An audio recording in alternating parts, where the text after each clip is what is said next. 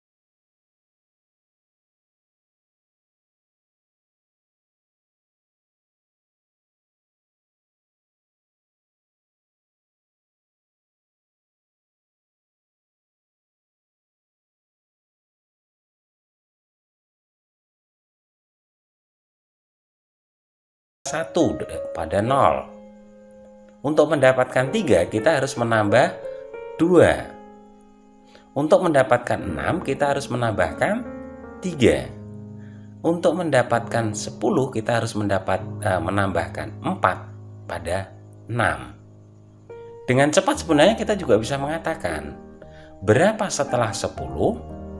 Mestinya 10 harus ditambah dengan 5. begitu seterusnya. Nah, ternyata penambahnya ini tidak tetap seperti halnya pada contoh yang pertama. Nah, ternyata penambah yang pertama ini ternyata masih punya selisih lagi. Nah, jadi penambahnya ini masih punya selisih. Nah, berapa atau tingkat berapa di sini? Nah, ini 1, 2. Jadi barisan seperti ini dikatakan sebagai barisan bertingkat 2. Kemudian yang berikutnya barisan bertingkat 3. Nah, contohnya barisan bilangan 0, 1, 3, 8, 18, 35. Pertanyaannya, berapa bilangan setelah 35? Nah, kita harus melihat polanya. 0 menjadi 1 harus ditambah 1. 1 menjadi 3 harus ditambah 2. 3 menjadi 8 harus ditambah 5. 8 menjadi 18 harus ditambah 10. 18 menjadi 35 harus ditambah 17. Ternyata penambahnya pun masih punya selisih. 1 menjadi 2, selisihnya 1. 2 menjadi 5, selisihnya 3. 5 menjadi 10, penambahnya 5. 10 menjadi 17, penambahnya 7. Ternyata juga belum tetap penambahnya. 1 sekarang 1 menjadi 3, penambahnya sekarang sudah tetap, yaitu 2. 3 menjadi 5, tetap 2. 5 menjadi 7, penambahnya 2. Nah, kalau kita lihat tingkatnya, tingkat 1, tingkat 2, tingkat 3. Ini anak-anak, jadi beberapa contoh aturan barisan bilangan. Ternyata aturan barisan bilangan itu dengan cara menambah itu tidak hanya satu jenis, tetapi banyak jenis. Ada barisan bertingkat 1, barisan bertingkat 2, barisan bertingkat 3, dan seterusnya. Ini kalau dengan aturan ditambah. Kita lanjutkan. Nah, yang B, barisan dengan aturan dikali atau dikalikan. Ada barisan bilangan 3, 6, 12, 24. Nah, pertanyaannya, berapa bilangan setelah 24? Kita lihat polanya. 3 menjadi 6 harus dikalikan 2. 6 menjadi 12 itu harus dikalikan 2.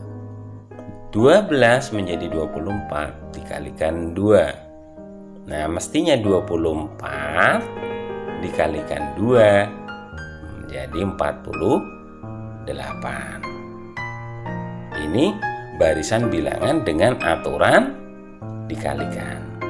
Mestinya juga ada aturan barisan bilangan atau barisan bilangan dengan aturan dibagi.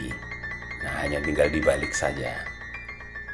Nah, jadi pengalinya tidak hanya 2. Mungkin barisan bilangannya juga aturannya adalah dikalikan 3, dikalikan 4. Nah, dikalikan setengah, dikalikan pecahan pun juga bisa.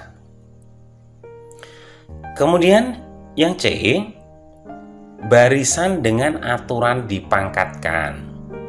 Nah, dipangkatkan. Tetapi siapa yang dipangkatkan? Nah, ini kita lihat. Ada barisan bilangan 1, 8, 27, 64, dan seterusnya. Nah, ternyata 1 di sini didapatkan dari mana?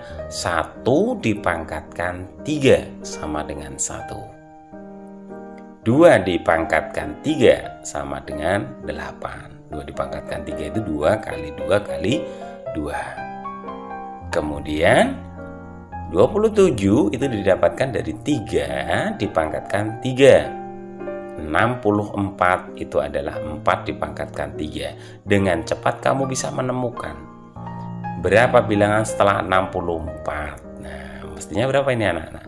5 dipangkatkan 3 sama dengan berapa? 125. Begitu seterusnya. Nah, kalau kita lihat siapa yang dipangkatkan 3 ini anak-anak? Iya, betul, bilangan asli. Bilangan asli itu yang menunjukkan urutan. Urutan pertama dipangkatkan 3, urutan kedua dipangkatkan 3, urutan ketiga dipangkatkan 3, urutan keempat dipangkatkan 3. Begitu seterusnya. Yang keempat atau yang D ya, barisan Fibonacci. Barisan Fibonacci. Nah, ini agak aneh anak-anak ya. Ini mungkin baru pertama kali mendengarkan istilah barisan Fibonacci. Apa barisan Fibonacci itu anak-anak? Kalau kita perhatikan di sini 1, 2, 3, 5, 8, 13 dan seterusnya. Nanti kamu bisa menentukan berapa bilangan setelah 13 dan seterusnya. Aturannya adalah atau polanya adalah untuk mendapatkan bilangan yang ketiga ya, setiap suku diperoleh dengan menjumlahkan 2 suku sebelumnya.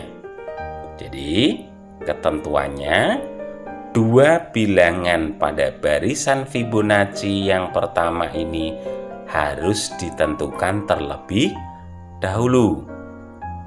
Nah, kebetulan di sini sebagai contohnya adalah bilangan pertama 1, bilangan yang kedua adalah 1. Baru bilangan yang ketiga ini ya disesuaikan aturan yang ada, yaitu 2 bilangan di depannya harus ditambahkan. 1 ditambah 1 sama dengan 2. Nah, bilangan berikutnya 3 ini didapatkan dari mana? 2 ditambahkan 1. 5 didapatkan dari mana? 3 ditambahkan 2. Kemudian 13 didapatkan dari mana? 8 ditambah 5. Sehingga kita bisa menentukan setelah 13 itu berapa anak-anak? 13 ditambah 8 sama dengan berapa? 21. Begitu seterusnya. Nah, ini bisa dilihat ini. Jadi yang menemukan barisan Fibonacci itu adalah Leonardo Fibonacci. Nah, ini yang menemukan barisan bilangan Fibonacci. Nah, ingat-ingat anak-anak ya. Jadi ini beberapa aturan-aturan yang ada pada barisan bilangan. Kita lanjutkan. Nah, yang ketiga. Bagaimana cara menentukan rumus suku ke N dari suatu barisan bilangan? Prinsip dasar menentukan rumus suku ke N adalah mencari kaitan antara bilangan 1 dengan suku ke 1. Suku ke 1 tadi adalah merupakan apa tadi? Urutan ke 1 atau bilangan yang pertama. Bilangan 2 dengan suku yang kedua. Bilangan 3 atau bilangan yang ketiga dengan suku yang ketiga. Begitu seterusnya. Saya ambil contoh misalkan. Barisan bilangan 2, 4, 8, 16 dan seterusnya. Kalau kita lihat polanya, di sini kita bisa melihat 2 kali 2 jadi 4. Itu diapakan? 2 kali 2, 4 jadi 8. Nah, 4 dikalikan 2 atau 2 dikalikan 4. 8 jadi 16, itu 2 kalikan 8. Nah, begitu seterusnya. Nah, kalau kita mengurutkan biasa saja, kita bisa mendapatkan. Nah, setelah 16 berapa? 16 tinggal dikalikan berapa? 2 sama dengan berapa? 32. Belakangnya 32 berapa? 64. Begitu seterusnya. Tetapi untuk mendapatkan, kalau misalkan kita ditanya, nah, berapa bilangan yang ke 100? Nah, ini jadi masalah. Apakah kita harus mengurutkan satu persatu? boleh mengurutkan satu persatu, tetapi terlalu lama. Nah, kita harus mencari yang namanya rumus suku ke n-nya. Ya, jadi kita padukan antara urutan pertama dengan bilangan yang ada pada barisan bilangannya. Kalau kita lihat sekarang, U1 tadi 2. Nah, ternyata 2 itu, nah kita harus try and error ini anak-anak. Harus kita coba-coba. Ternyata 2 itu adalah 2 pangkat 1. Suku yang kedua adalah 4. 4 itu ternyata 2 dipangkatkan 2. Suku yang ketiga adalah 8. Nah, maaf ya, tadi saya ulang, U2 adalah 4, itu adalah 2 pangkat 2. Suku yang ketiga adalah 8, 2 pangkat 3. Suku yang keempat adalah 16, 2 pangkat 4. Kalau kita melihat bilangan yang dipangkatkan selalu tetap, yaitu berapa? 2. Nah, ternyata 2 tadi didapatkan dari mana ini tadi? Kalikan 2. Kalikan 2 lagi, kalikan 2 lagi, dan seterusnya. Nah, pangkatnya bagaimana? Urut, pangkat 1, pangkat 2, pangkat 3, pangkat 4. Mestinya suku yang kelima nanti sama dengan berapa? 2 pangkat 5, sama dengan berapa? 32. Nah, urutan yang ada 1, 2, 3, 4, 5, dan seterusnya itu adalah merupakan bilangan asli yang biasanya disimbolkan dengan notasi N. Sehingga UN atau suku ke N atau bilangan yang ke N itu dirumuskan sebagai UN sama dengan 2 pangkat N. Nah, sekarang kita bisa mencoba ini atau bisa menentukan dengan cepat. Berapa bilangan yang ke-10? Berarti 2 pangkat 10. Tinggal kita hitung saja. 2 pangkat 10 itu 2 kali 2 kali 2 dan seterusnya dikalikan dengan yang terakhir adalah 2. Berapa banyaknya 2? 10. Tinggal kita hitung biasa saja. Nah, ini anak-anak. Nah, untuk dicoba-coba nanti ya kembali lagi. Nah, misalkan di sini nanti bagaimana cara menentukan rumus suku ke N-nya? Misalkan ini 1, 3, 5, 7 dan seterusnya. Nah, apa ini suku yang ke N-nya? Bagaimana rumus suku ke N-nya? Nah, ini bisa dicoba-coba. Ya, jadi tetap kita ya padukan antara bilangan yang pertama ini dengan urutan yang pertama tadi. Kalau kita bisa mencoba 1 menjadi 3, 3 menjadi 5, selalu ditambah berapa? Nah, selalu ditambah 2. Kalau kita mencoba 1, nah 1 tadi kan selisihnya 2 kita pakai ya. 1 itu tidak lain adalah 2 dikurangi 1. 3 adalah 4 dikurangi 1. 5 adalah 6 dikurangi 1. Nah, kita bisa melihat 2 itu tidak lain adalah 2 kali 1 ya dikurangi 1. 3 itu tidak lain adalah 2 kali 2 dikurangi 1. Kemudian kalau 5 adalah 2 kali 3 kurangi 1. Kalau 7 2 kalikan 4 ya, karena urutan yang keempat dikurangi 1 ya. Sehingga kalau misalkan ditanya berapa bilangan yang ke-10 ini anak-anak, U10-nya, nah tinggal kita masukkan urutan yang ke-10, berarti berapa? 2 kali 10 dikurangi 1, berarti berapa? 20 dikurangi 1, 19. Begitu anak-anak, nanti bisa dicoba sendiri ya. Untuk yang lainnya, cara menentukan rumus suku ke N dari barisan bilangan. Saya rasa untuk pertemuan kali ini sampai di sini dulu. Mudah-mudahan ya bisa dipahami dan tetap semangat untuk belajarnya. Ya, jadi sebelum saya akhiri, ya senantiasa jaga kondisi, jaga kesehatan, dan sekali lagi lakukan protokol kesehatan, tetap semangat